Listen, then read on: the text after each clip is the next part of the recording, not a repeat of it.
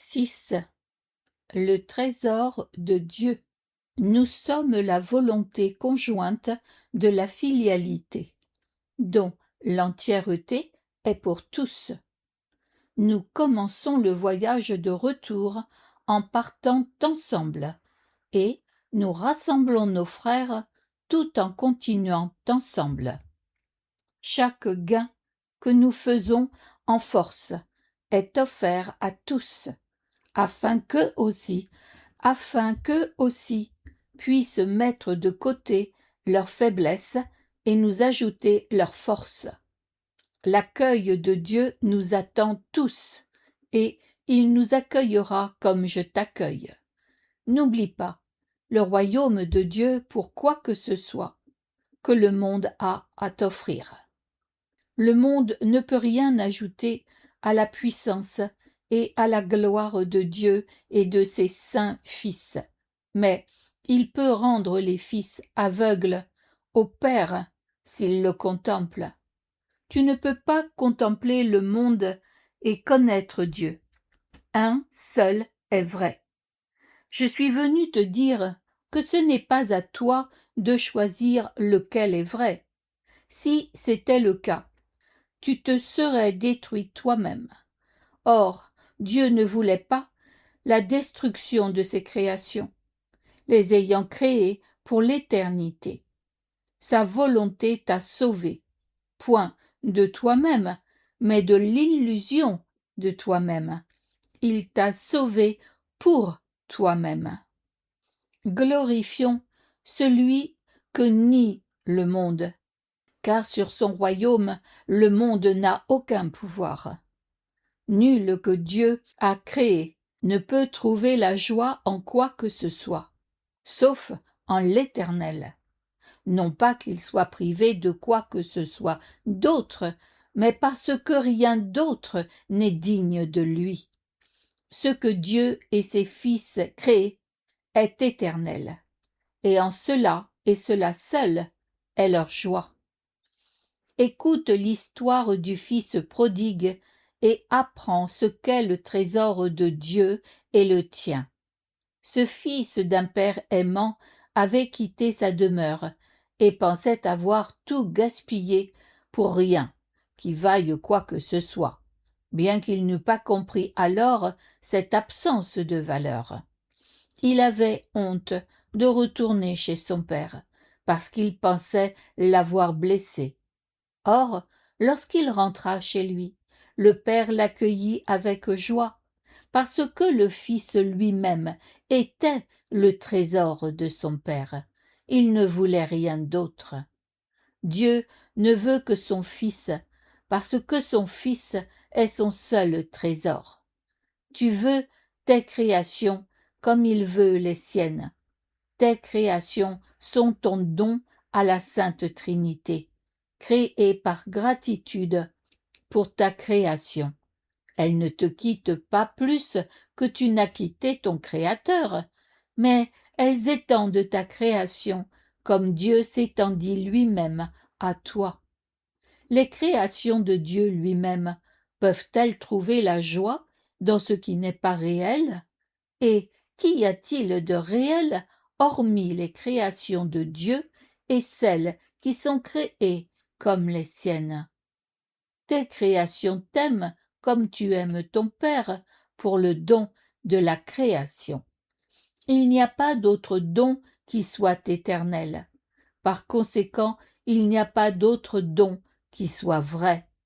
Comment, donc, peux-tu accepter ou donner quoi que ce soit d'autre et attendre de la joie en retour?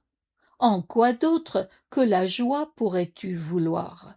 Tu n'as fait ni toi-même ni ta fonction. Tu n'as fait que prendre la décision d'être indigne des deux. Or, tu ne peux pas te rendre indigne parce que tu es le trésor de Dieu, et ce qu'il estime est estimable. Sa valeur ne peut faire question, parce que cette valeur réside en ce que Dieu lui-même se partage avec lui et en établit à jamais la valeur. Ta fonction est d'ajouter au trésor de Dieu en créant le tien. Sa volonté vers toi est sa volonté pour toi. Il ne voudrait pas te refuser la création parce que sa joie est en elle. Tu ne peux trouver la joie si ce n'est comme Dieu le fait. Sa joie résidait en ta création, et il étend sa paternité à toi pour que tu puisses t'étendre toi-même comme il l'a fait. Tu ne comprends pas cela parce que tu ne le comprends pas. Nul qui n'accepte pas sa fonction ne peut comprendre ce qu'elle est, et nul ne peut accepter sa fonction à moins de connaître ce qu'il est. La création est la volonté de Dieu. Sa volonté t'a créé pour créer. Ta volonté n'a pas été créée séparée de la sienne. Ainsi, tu dois vouloir comme il veut. Une volonté qui ne veut pas ne signifie rien. C'est une contradiction dans les termes qui, de fait, ne signifient rien. Quand tu penses que tu ne veux pas vouloir avec Dieu, tu ne penses pas. La volonté de Dieu est pensée. Elle ne peut pas être contredite par la pensée. Dieu ne se contredit pas lui-même, et ses fils, qui sont pareils à lui, ne peuvent contredire ni eux-mêmes, ni lui. Or, leur pensée est si puissante qu'ils peuvent même emprisonner l'esprit du Fils de Dieu s'ils choisissent de le faire. Certes, ce choix fait que la fonction du Fils de Dieu est de lui-même inconnue, mais jamais de son Créateur. Et parce qu'elle n'est pas inconnue de son Créateur, elle lui est à jamais connaissable. Il n'y a jamais qu'une question que tu devrais te poser. Est-ce que je veux connaître la volonté de mon Père pour moi? Il ne la cachera pas. Il me l'a révélée parce que je la lui ai demandée, et j'ai appris de ce qu'il avait déjà donné. Notre fonction est de travailler ensemble, parce que séparés l'un de l'autre, nous ne pouvons pas fonctionner du tout. Toute la puissance du Fils de Dieu réside en nous tous, mais en aucun de nous seuls. Dieu ne veut pas que nous soyons seuls, parce qu'il ne veut pas être seul. C'est pourquoi il a créé son Fils et lui a donné le pouvoir de créer avec lui. Nos créations sont aussi saintes que nous le sommes, et nous sommes les fils de Dieu lui-même, aussi saints qu'il l'est. Par nos créations, nous étendons notre amour et nous augmentons ainsi la joie de la Sainte Trinité. Tu ne comprends pas cela parce que toi, qui es le propre trésor de Dieu, tu ne te considères pas comme précieux. Étant donné cette croyance, tu ne peux rien comprendre. Je partage avec Dieu la connaissance de la valeur qu'il t'accorde. Ma dévotion pour toi est de lui, étant née de ma connaissance de moi-même et de lui. Nous ne pouvons pas être séparés.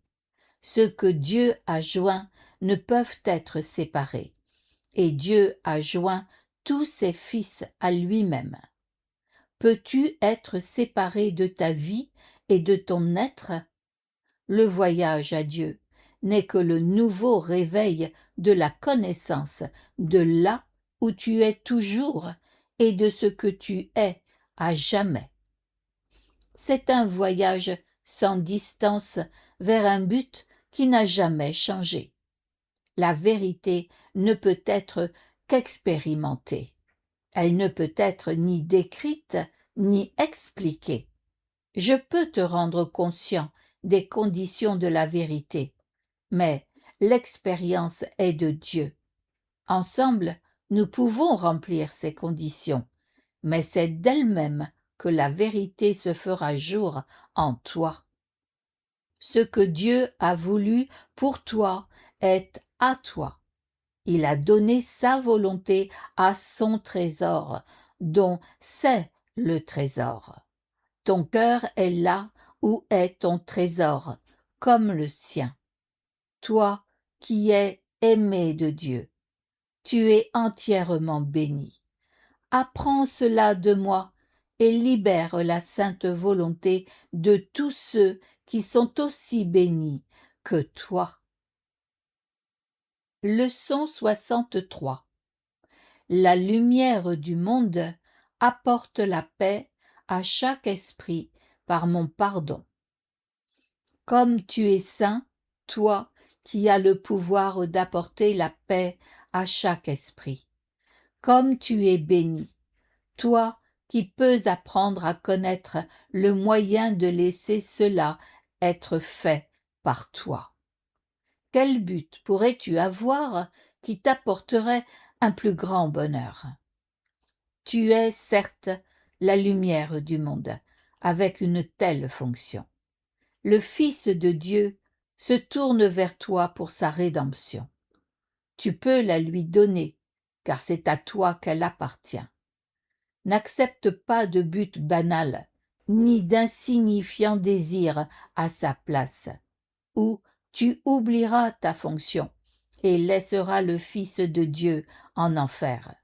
Ce qui t'est demandé, ce n'est pas une vaine requête. Ce qui t'est demandé, c'est d'accepter le salut afin que tu puisses le donner. En reconnaissant l'importance de cette fonction, nous serons heureux de nous la rappeler très souvent aujourd'hui. Nous commencerons la journée en l'acceptant pour vrai, et nous finirons la journée en l'ayant présente à l'esprit. Et tout le long de la journée, nous répéterons ceci aussi souvent que possible. La lumière du monde apporte la paix à chaque esprit par mon pardon. Je suis le moyen désigné par Dieu pour le salut du monde. Si tu fermes les yeux, tu trouveras probablement qu'il est plus facile de laisser venir à toi des pensées qui s'y rapportent pendant les 1 ou 2 minutes que tu devrais consacrer à considérer cela. Toutefois, n'attends pas une telle occasion. Aucune chance ne devrait être perdue de renforcer l'idée d'aujourd'hui. Souviens-toi que le Fils de Dieu se tourne vers toi pour son salut, et qui d'autre que ton soi doit être son Fils.